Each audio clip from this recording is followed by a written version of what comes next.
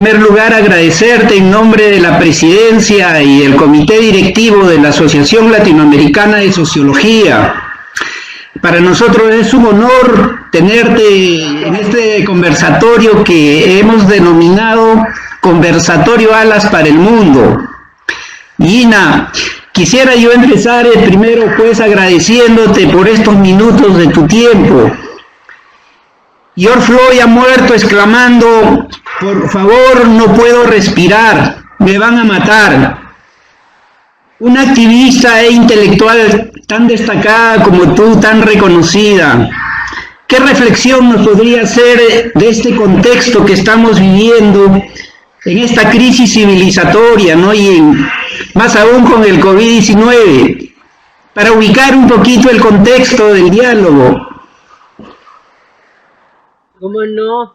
Mira, has tocado uno de los puntos más sensibles en este momento, porque creo que el asesinato de Floyd ha dejado al desnudo el racismo, por supuesto el racismo en Estados Unidos, pero no solamente, ¿no? Creo que Floyd tiene lo que ha dejado es de alguna forma evidenciar la soberbia infinita de lo que se llama la supremacía blanca, que ha acompañado la historia de Estados Unidos y que en este momento Trump expresa más que ningún otro líder político este intento de supremacía blanca, ¿no? Y el impacto, y quizás lo más importante en este proceso tan doloroso, es de que el impacto ha sido en todo el mundo. Hay manifestaciones en Europa, en todas las ciudades de Estados Unidos. En América Latina ha habido muchas cartas y muchos pronunciamientos de protesta, y entonces yo creo de que ha sido como, ha dado una sensibilidad mayor y lo ha ligado directamente con el coronavirus en este momento, con la pandemia, porque ha evidenciado también que tanto en Estados Unidos como en América Latina hay poblaciones que son más dejadas de lado que otras, o son más atacadas que otras, entre ellos, por supuesto, los negros y negras, y en América Latina los y las indígenas. Fíjate, aquí nomás basta ver lo que está pasando con los países amazónicos. Creo de que ahí hay una falta total, no solamente de información, sino falta de interés en lo que está pasando, especialmente en la zona panamazónica, que corresponde a 8 países o 9 países de nuestra región, ¿no? Y el problema es de que también el racismo que está presente en todos estos actos de discriminación se quieren cubrir con la inexistente democracia racial, ¿no? Como que las podemos estar juntos, las diferentes etnias o razas, cosa que realmente no es así, porque la discriminación existe. Y se habla además, increíblemente, de un racismo cordial, es decir, un racismo con sonrisa, ¿no? Pero por supuesto, las feministas y las personas afro han protestado claramente contra esto, diciendo de que esta es una forma de no mirar la exclusión que coloque el brutal racismo existente, ¿no? Ahora, yo quiero ligarlo a nuestra experiencia, ¿no? Fíjate que yo creo que este racismo que está invisibilizado y que comienza a surgir con tanta fuerza en situaciones como esta, está de alguna forma presente, incluso en nuestros movimientos. Yo quiero conversar sobre esto en la medida de que al comienzo de nuestros desarrollos feministas, yo me acuerdo mucho de una feminista negra brasilera extraordinaria, Nelia González, profesora de la universidad allá en Brasil, que ella me dijo en un momento, porque conversábamos, por supuesto, sobre el racismo, y me dice: mira, Gina, el problema es de que el movimiento feminista es racista, quizás no por acción, pero sí por omisión, porque no habla, porque no dice, porque está invisibilizado, ¿no? Y entonces yo creo de que ha sido muy importante la presencia de las compañeras afro en este sentido para poder hacerlo, y quiero también recuperar una reflexión súper importante que tiene Mara Viveros, que ahora es presidenta, ¿no? De LASA, eh, ella habla lo que ella llama la blanquitud de la gente mestiza y criolla, que no significa, no alude necesariamente al color de la piel, sino a una cultura y a una forma de estar en el mundo, subjetiva y realmente, que significa posicionamiento de poder político, económico, cultural, sexual, etcétera, que evidencia el carácter racial de la experiencia blanca, pero que como no se ve, no se deconstruye. Entonces, la pregunta de Mara es muy clara. O sea, vamos a preguntarnos, dice, cómo se dio la conversión de lo blanco en la norma y rasero con los cuales son medidos y evaluados social, moral y estéticamente los demás grupos étnico-raciales. Y entonces esa es una pregunta que nos toca a todas y a todos nosotros, ¿no? Por eso me parece tan importante, ¿no? El capitalismo, la colonialidad y el neoliberalismo está afectando hoy día a los géneros, sobre todo a las mujeres, ¿no? ¿Y cuál va a ser ese impacto en América Latina y el Caribe principalmente, en nuestras... Lo que me estás diciendo de Aníbal Quijano, porque Aníbal tuvo la tremenda lucidez de encontrar que el racismo era una de las dimensiones fundamentales del dominio de las fuerzas coloniales y de los pensamientos que estaban totalmente fuera de nuestra realidad, ¿no? Voy a volver, por supuesto, a Aníbal, siempre ha sido una inspiración para estas cosas, ¿no? Bueno, como tú bien dices, el capitalismo, el patriarcado y la colonialidad conforman un patrón de poder, ¿no? Y tienen una perversa alianza que exacerba al máximo los mecanismos de desigualdad, ¿no? Como dicen las economistas feministas, esa cosa escandalosa que si tú te pones a la distancia te das cuenta que es una barbaridad y sin embargo estamos en esta y seguimos teniendo el terrible control de esto, ¿no? Pero claro, por eso es que la desigualdad ha sido una característica de América Latina, que en este momento la pandemia deja al total descubierto las tremendas inequidades que existen para enfrentarla. Es decir, América Latina se ha convertido en el continente más inequitativo del mundo. La desigualdad está en plena visibilidad en el empleo, la informalidad, los derechos sociales, económicos, obviamente la salud, la vivienda, etcétera, etcétera, ¿no? Entonces, ¿son nuevas estas desigualdades o son la acentuación de las mismas? Yo creo que indudablemente son ambas, ¿no? Porque si bien sabemos que la pandemia afecta a todas las personas, evidentemente hay algunas comunidades que conllevan muchísimo más brutalmente el impacto de estas posibilidades, ¿no? Es tan evidente de que en este momento una de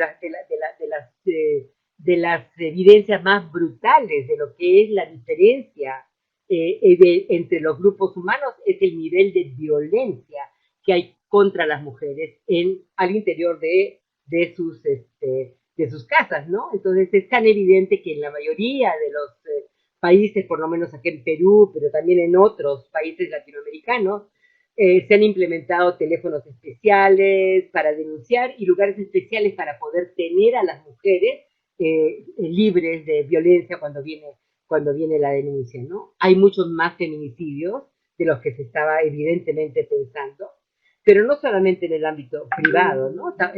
Hay una exacerbación en el ámbito privado, pero también siguen las violencias en el espacio público, ¿no? Hay violación por parte de fuerzas políticas, fuerzas policiales, perdón, en varios países, igualmente el problema es de que todo el trabajo de las mujeres se ve absolutamente llevado al máximo, casi 3 veces más por la pandemia, ¿no? A nivel de la sexual no solamente hay un problema de violencia, sino hay violaciones, y hay violaciones también a las niñas, y hay muchos casos de incesto en este proceso. ¿Qué realidad, no? ¿Qué evidencia nos deja esta realidad? Bueno, primero creo que la absoluta imposibilidad de negar la violencia hacia las mujeres, también como una pandemia y muy articulada con la clase y con la etnia y la raza, ¿no?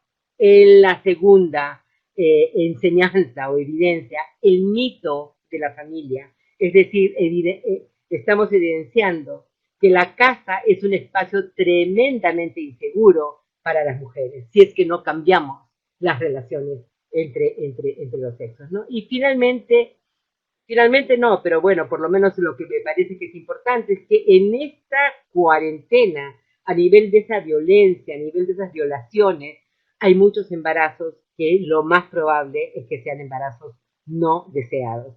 Y entonces, ¿cómo darle a la mujer la capacidad de decidir sobre su propio cuerpo con el acceso, si quiere, al aborto? Y si no quiere, por supuesto, no. Pero bueno, esas son las cosas que nos dejan, ¿no? Ahora, creo de que hay otras violencias que no podemos negar. La violencia contra los niños y niñas que vienen de los padres sometidos a este espacio, ¿no? Luego, por supuesto, como habíamos visto, los sectores más desvalorizados de la sociedad, como los indígenas, los negros, los transexuales, que son reprimidos y golpeados en las calles. Interesante, en el Perú el gobierno públicamente ha reconocido el derecho de los trans y las trans a cambiarse de nombre y a que sean reconocidas y respetadas como tales, ¿no? Cosa que realmente es bastante importante, ¿no? Luego los migrantes. Tú has visto no solamente los migrantes de los otros países, y aquí los venezolanos creo que han sido uno de los más afectados en América Latina, en esta parte por lo menos de América Latina, pero también hemos visto cómo cientos de miles de personas regresan a pie a sus espacios, a sus sitios donde nacieron, porque simplemente las ciudades los han dejado absolutamente sin nada, ¿no? Entonces, hay en todo esto también, quiero ligarlo con el racismo, hay un racismo ambiental que está impactando a determinada gente más que a otras, ¿no?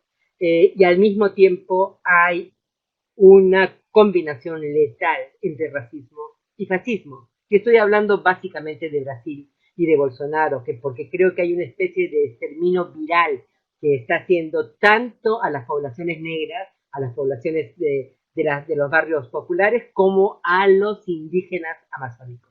Y eso es muy grave, porque aquí se junta el racismo con el fascismo, y ese es uno de los temores para América Latina, ¿no es cierto? Y creo que todo eso hace evidente cómo esta alianza capitalista, patriarcal y colonial nos trae la imposibilidad de que este sistema tenga capacidad de generar vidas vivibles, ¿no? Creo que no solamente es un conflicto entre capital y trabajo, sino un conflicto irresoluble entre el capital y la vida que tenemos por delante, ¿no? Y eso creo que es lo más grave que evidencia esta pandemia. Señalado por el COVID-19, ¿no? Entonces yo te pregunto, ¿no? ¿Cuál crees que va a ser el impacto, ¿no? De todo esto lo que está sucediendo, ¿no? En la participación política de los feminismos en nuestros países de América Latina y del Caribe? ¿Qué va a pasar con la participación política de los feminismos, ¿no? Bueno, mira, primero quiero ubicar la participación política de los feminismos en el sentido más amplio. ¿Por qué? Porque yo creo que esa participación va a seguir de todas maneras, posiblemente no en la misma forma, pero va a seguir porque el feminismo tiene una propuesta política, ética, de conocimiento, y hace política para concretarlo. Entonces, desde diferentes espacios, en lo público, en lo nacional, en lo internacional, en los territorios, en lo privado, etcétera, etcétera, no en la vida cotidiana. Entonces, esa política va a seguir respondiendo a los nuevos retos que se presentan, ¿no? Sin embargo, yo creo de que, bueno, el impacto de la pandemia ha sido enorme a diferentes niveles, ¿no? Están, por ejemplo, cambiando nuestras formas de conexión, de organización, de producir conocimiento. Entonces, claro, si no podemos ir hacia afuera, hay que descubrir cuáles son las formas de conexión que podemos darnos, ¿no? Y entonces hay conexiones de militancia y de compromiso en todos los países. las feministas han ampliado, han tejido redes de apoyo solidario, levantan voz, generan opinión en relación a las violencias y violaciones de las mujeres, en relación al racismo, denuncian el abuso infantil, hacen webinar sobre los temas estos que te estoy diciendo, y entonces hay posibilidades, evidentemente, de seguir impulsando con creatividad el feminismo como fuerza política. Hay una, por supuesto, que va a estar más debilitada, que es la relación con los estados y gobiernos, ¿no? Primero porque yo creo que en este momento hay un gran riesgo, ¿no? Es cierto que hoy la población a nivel global, nacional y local, etcétera, requiere de mecanismos de protección que coactan la libertad, de movilidad, de conexión, de agrupación, como estamos viendo, ¿no? Además, el uso permanente de las fuerzas del orden para asegurar el cumplimiento de la cuarentena nos hace acordar de épocas muy, muy trágicas dentro de la región, ¿no? Pero todo esto limita, por supuesto, el desarrollo de vínculos humanos, sociales, políticos y emocionales entre las personas. Son acciones biopolíticas, pero son aceptadas por nosotras y nosotras. El riesgo es de que se conviertan en permanentes después de que esta pandemia sea superada, especialmente porque lo que estamos viviendo es una tensión muy fuerte entre lo que es el derecho a la salud y la vida de las personas versus los derechos del capital y la economía para seguir adelante con su política económica, ¿no? Y esto creo de que es la tensión más fuerte, ¿no? Y entonces depende cuál es lo que hay, qué es lo que el Estado puede hacer en relación a esto. Ahora, ha habido cosas interesantes en este momento en relación al Estado, porque al asumir la pandemia ha evidenciado también su responsabilidad, ¿no? Para intervenir, negociar y administrar las tareas y los recursos necesarios para lograr la superación de la crisis. Ha hecho visible la perversidad de la privatización de estos servicios y derechos ciudadanos que han dejado en el despojo más absoluto, como sabemos, a la mayoría de la población en los países. Ha cuestionado profundamente la aspiración neoliberal de un Estado pequeño que le da poder a las grandes capitales y descuida totalmente su función hacia el bienestar de la población. Eso ha quedado claro. Y entonces ya ha mostrado también la tremenda limitación de los Estados-nación. Es decir, ¿de qué nación estamos hablando? Cuando estamos hablando de lo que está pasando con los indígenas, cuando estamos hablando de lo que está pasando con las poblaciones negras que están más dejadas de lado, etcétera, ¿no? Entonces, yo creo de que ahí hay otra dimensión que es muy, muy importante. Y esto nos da pistas, ¿no? Para rediseñar un nuevo rol del Estado en América Latina, ¿no? Para que se haga cargo de las poblaciones no solamente cercanas, sino más distantes del poder y de los servicios, y de las culturas, las etnias, los idiomas que existen en los territorios, ¿no? O sea, evidentemente los estados de América Latina son estados plurinacionales. No digo de que los estados plurinacionales hayan cumplido con todo, pero por lo menos tenemos que tratar de ver cómo le damos un contenido diferente a este proceso, ¿no? Creo que también el rol diferente del Estado lo estamos viendo en el sentido de que la población está queriendo también pensar de que el Estado no va solamente por su cuenta, sino que la ciudadanía tiene que estar en conexión con la forma de poder y contrapoder que la sociedad civil y los movimientos impulsan autónomamente para contribuir, por supuesto, a la amplitud y descentralización democrática del poder, ¿no? Hay otra dimensión, sin embargo, a la que voy a volver después porque me parece que es muy importante, ¿no? Que es la dimensión de la democracia. Estamos viviendo, como sabemos, una democracia que tiende a priorizar su dimensión político, institucional y electoral, empobreciendo todas sus otras dimensiones. Es una democracia que de muchas formas legitima la desigualdad, homogeniza, que no reconoce la enorme diversidad de condiciones de vida y sobre todo de cosmovisiones diferentes a la hegemónica occidental, ¿no? Que desconoce los derechos de la naturaleza, desconoce la democracia de la vida cotidiana y los derechos de las mujeres a controlar su vida y decidir sobre sus cuerpos. Y esto, el tener conciencia de esto, conlleva un profundo cambio cultural, porque una democracia significa también modificar las estructuras de género, las estructuras racistas, ideologías económicas y prácticas socioculturales que van en contra de los derechos de las personas, ¿no? Para que la diferencia no sea sinónimo de desigualdad, sino potencia de reconocimiento y articulación en conjunto.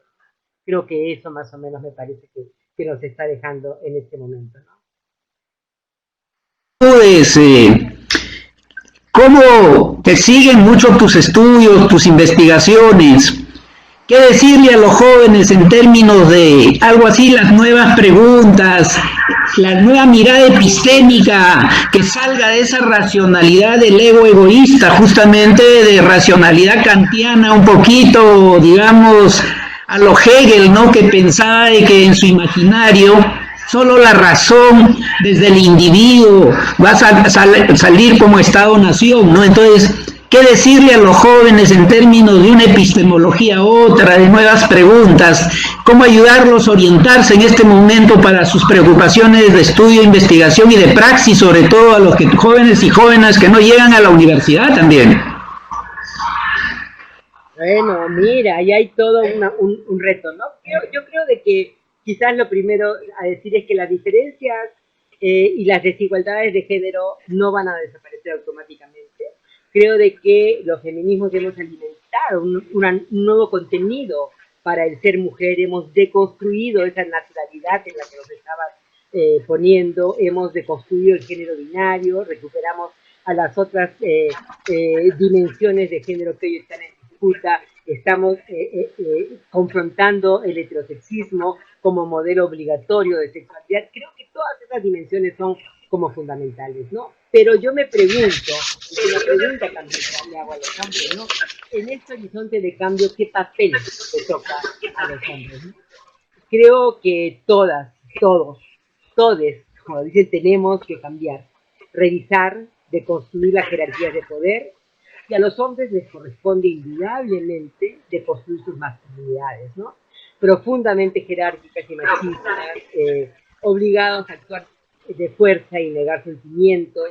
Entonces, revisar las masculinidades y reconstruir otras formas de ver las relaciones sociales, sexuales, laborales, obviando ese sinónimo de guerra y de violencia cotidiana, creo que nos favorece a todas y a todas, ¿no? Ahora, sin duda, eso es, y acá vengo con los jóvenes, eso está cambiando en las nuevas generaciones de hombres. Y hay muchas voces que denuncian y que paran y se solidarizan con las luchas de las mujeres, pero sin embargo, de todas maneras queda el antecedente que acabamos de hablar hace un momento, o sea, la violencia al interior de los hogares, el feminicidio contra las mujeres, y no son solamente parejas de personas adultas, sino también parejas jóvenes que hacen lo mismo. Entonces, hay una dimensión donde mujeres y hombres tenemos que entrar con mucha fuerza, ¿no? Entonces, yo creo que para esta cultura compartida de vida, ¿no? Hay aportes sustanciales que tenemos que recoger de los que tenemos que recoger de los de alguna forma abriendo y mezclando pensamientos y prácticas de transformación hacia una vida pues que merece ser vivida, ¿no? Creo de que otra de las cosas fundamentales es salir de esta mirada de tanto mercadocéntrica neoliberal y aportar otras experiencias que se están dando, como la economía del cuidado, las experiencias de economía solidaria, las prácticas de lo común, por ejemplo. Yo creo de que esta idea, hay una frase muy bonita que lo dijo hace poco una feminista amiga, decía, a las mujeres nos queremos libres, nos queremos decidiendo y nos queremos desendeudadas, en el sentido de que la forma, hay tal distorsión de que el nivel de ciudadanía se mide por el acceso al mercado y al consumo y a la tarjeta de crédito que te permite hacer más cosas. Entonces, estás endeudando tu futuro para favorecer al capital, ¿no? Esas son las perversidades que tenemos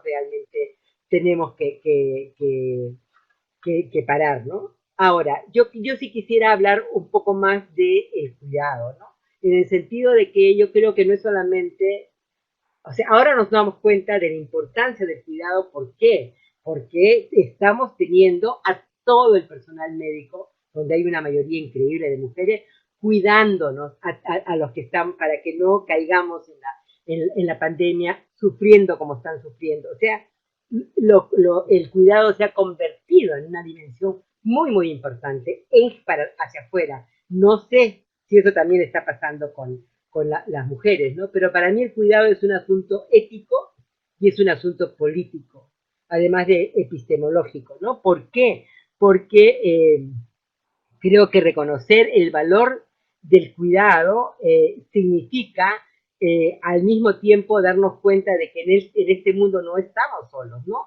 De que hay una vulnerabilidad básica como seres humanos y por lo tanto nuestra condición tiene que ser de interdependencia y de ecodependencia, tanto con otros sujetos como con la naturaleza, ¿no?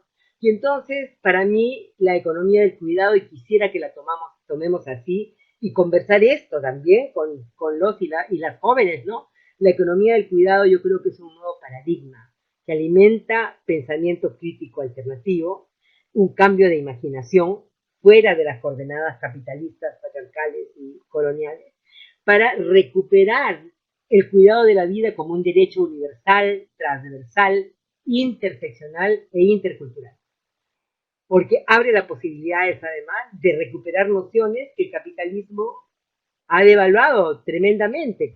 Por ejemplo, solidaridad, reciprocidad, interdependencia, complementariedad entre el humano y la naturaleza, ¿no? Esta forma de conectar a las personas y la naturaleza es esencial para reformular la forma de vivir, soñar y gozar y preservar la vida. Entonces, es indudablemente un paradigma transgresor. Que hay algunos ejes importantes para las agendas justamente de futuro inmediato, de presente, ¿no? Por ejemplo, la importancia del conocimiento de los derechos sexuales, ¿no? Y reproductivos, la capacidad de decidir sobre los cuerpos, ¿no? La defensa de los territorios de las comunidades indígenas y urbanas, ¿no? Y la violencia de género y los cuidados, ¿no? Un poquito pensando en la construcción del nuevo horizonte de sentido, ¿no? De qué políticas podríamos ir o qué aspectos también de encuentro podríamos, en términos de los movimientos sociales y los movimientos feministas, qué puntos ir poniéndolos, digamos, en el centro del debate para ir integrando, articulando los movimientos sociales en este gran cambio civilizatorio que estamos viviendo. Bueno, son dos preguntas bien contundentes. Yo voy a comenzar con fíjate, yo creo de que para contestar esto, ¿no? O sea, creo que es necesaria otra pregunta, ¿no? ¿Dónde colocar nuestras energías en este momento límite que estamos viviendo, ¿no? Y entonces, ahí yo creo de que vuelvo con la dimensión de los derechos y la democracia y el Estado, ¿no? Yo decía de que pensar en el horizonte de derechos como estrategia a alcanzar es importante, pero ya no es suficiente. Es decir, la conquista de derechos desde la negociación con los estados, que han inspirado muchas de las estrategias feministas y de varios otros movimientos sociales, hoy día no tienen la efectividad deseada, pues se vive un retroceso democrático, una pérdida de derechos, un proceso creciente de desdemocratización que justamente tendríamos que tratar de confrontar a lo máximo, ¿no? Esto ha producido un vaciamiento de los contenidos liberadores, de su conexión con la justicia, ¿no? Y la capacidad democrática de regular los excesos y velar por el bien público están profundamente debilitados, ¿no? Y entonces creo de que se está viviendo no solamente un proceso de desdemocratización, sino también la lucha tiene que ser por desmercantilizar la democracia, es decir, sacarla de las garras de la política, de la economía, perdón, fortalecer el control social, alejar la democracia del cálculo electoralista, ampliarla, llevarla allí donde aún no ha llegado, lo que significa transformar, por supuesto, el modelo de desarrollo imperante, cambiar el rol del Estado, etcétera, etcétera, ¿no? Pero bueno, esa es una dimensión. Eso significa de que hacemos política y seguimos luchando por derechos, pero fundamentalmente por cambiar, es por recuperar la democracia en toda su dimensión, ¿no? Al mismo tiempo contamos con otras dimensiones que no siempre están reconocidas y que se refiere al hecho de que hoy tenemos los aportes de las cosmovisiones indígenas y afros, por decir las más cercanas, ¿no? Que dan pistas muy importantes para entender el modelo capitalista, patriarcal, colonial y racista, ¿no? Viniendo de las comunidades indígenas con sus visiones del mundo, por ejemplo, todo lo que tiene que ver con el buen vivir, que está desarrollándose en diferentes partes de América Latina, que es una forma que yo después quisiera trabajar un poco más, como no, el buen vivir no es igual para todo el mundo, pero por lo menos son conceptos que comienzan a tratar de recuperarse de otra forma. Pública, de hecho es un ejemplo de ese modelo patriarcal, no machista, no. Yo quisiera de que ¿qué papel le corresponde a las actoras, actores en la universidad pública en esta nueva etapa por construir, ¿no? Sería importante tus reflexiones. Bueno, pero quizás me gustaría hablar antes de la relación feminista con la academia, feminista, con la academia, con las mujeres feministas. Muy bien. Ahí Importante. hay una dimensión absolutamente fundamental. Para mí es muy difícil separar el activismo feminista de la academia, porque el feminismo ha sido una de las fuerzas sociales de desarrollo de la teoría crítica dentro de las ciencias sociales, por lo menos, ¿no? Por dos razones, ¿no? Primero, porque tiene una doble característica. Por un lado, ser un movimiento social y político extendido en las calles, en las plazas, en los pueblos y las regiones, y ser un pensamiento crítico. Y entonces, que busca cambiar la forma de conocer, que reconoce múltiples formas de producción de saberes, que construye otros sistemas y contribuye a alimentar nuevos paradigmas, ¿no? Creo de que la presencia de las académicas feministas ha contribuido a descolonizar el saber, colocarlo en conexión con una realidad más compleja.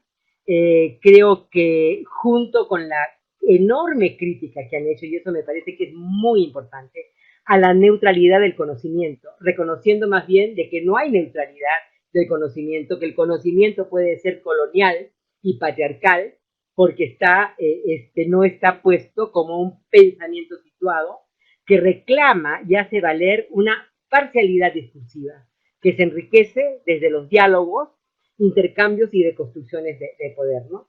Entonces, al hacer esto, ha logrado demostrar también la perspectiva androcéntrica del conocimiento de las universidades y rompiendo con esta idea de universalismo andrógeno, ¿no? Creo de que, y la otra dimensión importante, que de alguna forma tú también lo estabas mencionando, es que se ha logrado romper la dualidad dicotómica del ser humano entre cerebro y cuerpo, razón y emoción, ética y política, acción y conocimiento, objetividad, subjetividad, etc. Todo eso es una amalgama que la mirada feminista articula y devuelve de una forma mucho más rica y mucho más compleja, ¿no? Y esto ha sido una historia larga.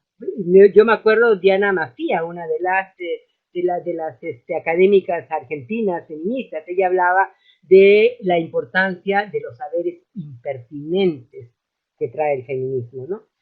Impertinentes justamente para el discurso tradicional.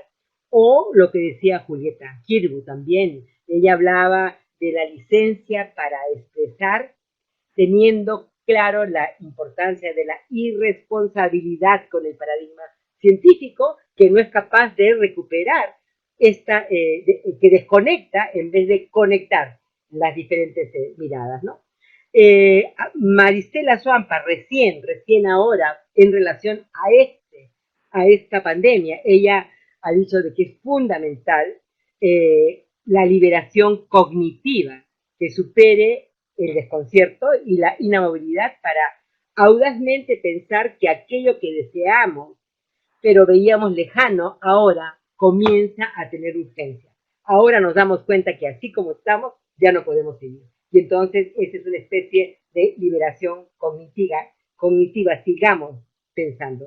Termino esta parte con la declaración que hicimos las académicas feministas en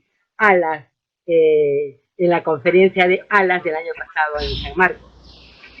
Aspiramos a unas ciencias sociales comprometidas y militantes, donde los cuerpos, las subjetividades, el cuidado, la conservación de la vida, además de la justicia económica, política, social y sexual, integren el horizonte de sentido histórico de unas ciencias sociales aportando a la transformación social. Creo de que esta resume muy claramente lo que ha sido. Claro, ahora tú me preguntas por la universidad pública. Uy, ahí es realmente algo absolutamente importante, porque la academia ha sido un terreno de disputa, como tú sabes, para las feministas, ¿no? Por todo lo que yo he estado haciendo, pero al mismo tiempo, el problema es que la privatización de la educación, que llegó de alguna forma a la universidad pública también, a esta privatización escandalosa y elitista de la educación superior, ha colocado a las universidades públicas en una tremenda desventaja y debilidad, ¿no? Por la falta de presupuesto, por la adopción de cobros, de tarifas que antes no se aceptaban, etcétera, etcétera. Pero al mismo tiempo, la universidad pública es la única que puede dar cuenta no solo de la diversidad que tenemos en nuestros países, de la que estábamos hablando, de las poblaciones rurales, de las poblaciones más alejadas, de las poblaciones negras o indígenas, sino también la posibilidad de recuperar la valía de otras cosmovisiones, de otras miradas que no están consideradas dentro de la academia tradicional, ¿no? Y entonces estamos en un proceso en pugna, ¿no? Por un lado, entre una concepción elitista de las universidades y la academia, o una academia que alimente un pensamiento emancipatorio crítico. Pablo Gentil habla de la universidad que tiene que ser considerada como un bien público que está amenazado, ¿no? Y entonces yo creo de que además la universidad pública tendría que estar más ligada con los grupos, las organizaciones, los movimientos, los poderes locales, ¿no? Que conocen el territorio para tratar en esta pandemia de ver cómo se hacen, ¿no? Y yo creo además de que si la universidad pública no levanta un conocimiento emancipatorio, como dice también mi amigo Juan Carlos Monedero, en las condiciones actuales, una ciencia social que no ayude a la transformación social colabora necesariamente con la conservación del privilegio. Entonces, eso es lo que no queremos para las universidades públicas. Esas experiencias para una construcción del nuevo horizonte de sentido. ¿Qué podrías decirnos, no, como reflexión de tu rica experiencia, no, en ese aspecto? Mira, tremenda pregunta. Yo creo de que quizás parto por lo del comienzo. Nos estamos enfrentando a una profunda crisis de la civilización occidental que pone al descubierto, como veíamos, el hegemonismo y la agudización de las contradicciones entre capital y trabajo, la contradicción entre un modelo económico depredador y la sostenibilidad de la vida y los ecosistemas, ¿no?, planetarios. Y entonces, frente a esta situación, yo creo de que ha surgido una especie de convencimiento mayoritario de que esta civilización, tal como la conocemos y la vivimos, no puede seguir existiendo, pues son los cimientos mismos los que comienzan a derrumbarse, como hemos visto ahora, ¿no? Pero sobre todo es una crisis epistémica, ¿no?, que devela la necesidad de avanzar hacia la construcción de un nuevo horizonte de sentido histórico, como tan lúcidamente decía Aníbal Quijano. Y en ese sentido, yo creo de que hay yo diría que hay una dimensión de los feminismos latinoamericanos que me gustaría resaltar. O sea, los feminismos son tremendamente diversos, tienen desigualdades que se tienen que deconstruir, por supuesto. Sin embargo, desde muchos espacios se comparten posiciones cuánticas,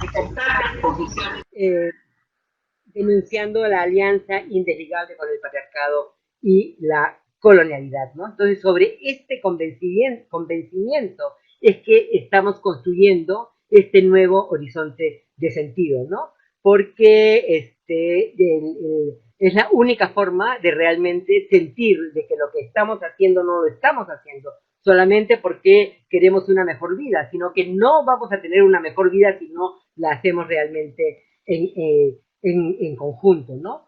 Porque además los cambios, como sabes, no son, son inciertos, o sea, no son lineales, ni inmediatos, ni ideológicamente definidos. Estamos en un momento histórico desafiante y esperanzador al mismo tiempo, ¿no? Porque es una buena oportunidad para crear otro horizonte de sentido, para aliarnos con otras alternativas, ¿no? Para recuperar subjetividades colectivas que también recuperen la emoción, el goce, el cuerpo como parte integral del desarrollo del ser humano, ¿no?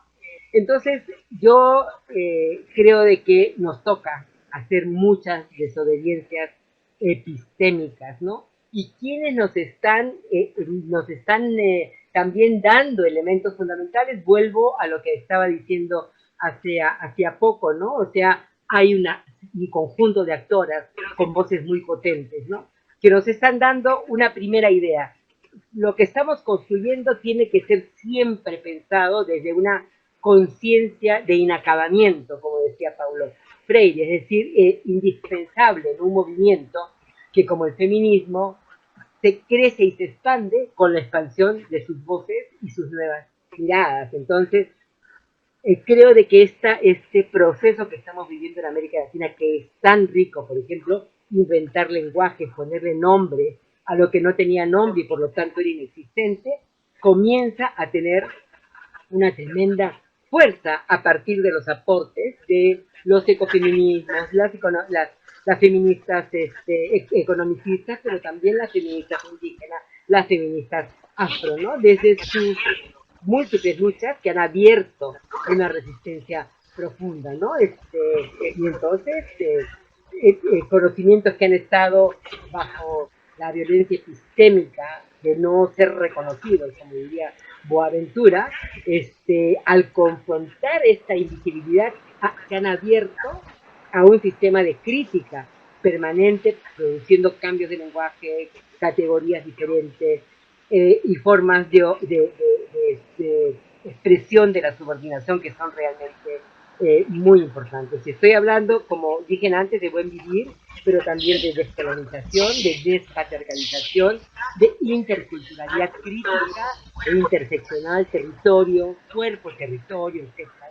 Son categorías iluminadoras de aquello no enunciado todavía y que también están en disputa para poder desarrollarse, ¿no? Entonces, por ejemplo, en relación, en disputa al interior mismo de nosotras, ¿no? Porque se hablaba del buen vivir, por ejemplo. ¿Quién define finalmente ese buen vivir? ¿Qué buen vivir para las mujeres indígenas? ¿Qué buen vivir para las mujeres lesbianas, las mujeres trans, etcétera, etcétera. O sea, la valía histórica es potente de esta categoría de la cosmovisión indígena, pero al mismo tiempo el riesgo del totalitarismo en las miradas nuevas creo que es el que tenemos que desarrollar, ¿no? Pero hay más que eso. Por ejemplo, el derecho a autonombrarse genera otras claves geopolíticas, recusando categorías vistas como impuestas. Por ejemplo, el caso de Abya para hablar de América Latina. Abya aparece como la forma ancestral de referirse al espacio que fue conquistado y que ahora tenemos. O en el caso de las mujeres negras, también Leila González, ella hablaba de amnestricanidad, es decir, no América Latina, porque América Latina desconoce la presencia negra y desconoce la presencia indígena. Entonces, creo de que esta idea también de cómo las feministas indígenas han ligado la lucha por el cuerpo, ligada al territorio, es realmente extraordinario. Ellas dicen el patriarcado le hace a nuestro cuerpo lo que las economías extractivistas le hacen a nuestro territorio. Simplemente con este eslogan hay una profundidad teórica, política, vivencial y epistémica que es realmente muy, muy importante, ¿no? Y entonces yo creo que todo esto yo lo pondría como parte de lo que estamos llamando los feminismos del sur. Es decir, aquellos feminismos que no es un espacio geográfico, porque hay feminismos del sur también en otros continentes, ¿no? Pero es una forma de revalorar las prácticas y conocimientos de los que viven y buscan cambiar este sistema, el que busca por resistencias y movilizaciones, etcétera, etcétera, el tratar de cambiar esta alianza capitalista, patriarcal y colonial en diferentes países. Yo creo de que ese es un poco el sentido fundamental de lo que yo te diría para esto. Ina, bueno, muchas gracias. ¿Verdad? Tu participación en nombre nuevamente del comité directivo y la presidencia de ALAS, ¿no? En la diversidad del mundo, como vamos viviendo ahora con la experiencia de Nueva York, se muestra cómo en un momento histórico profundo se va gestando también una civilización otra, ¿no? Como tú bien lo has destacado, en esas relaciones, ¿no? No solamente de lo étnico, ¿no? Sino de la estructuración más profunda de la vida social, ¿no? Yo creo de que tu conferencia, tu conversatorio de hoy día es una enseñanza sabia para las nuevas generaciones. Hemos querido hacer esta entrevista justamente con ese propósito. Muchas gracias, Virginia. Muchas gracias a ti, Jaime, por esta iniciativa. Me ha dado muchísimo gusto compartir contigo y con las y los compañeros de ALAS este conversatorio. Muchas gracias. Muchas gracias. Adiós.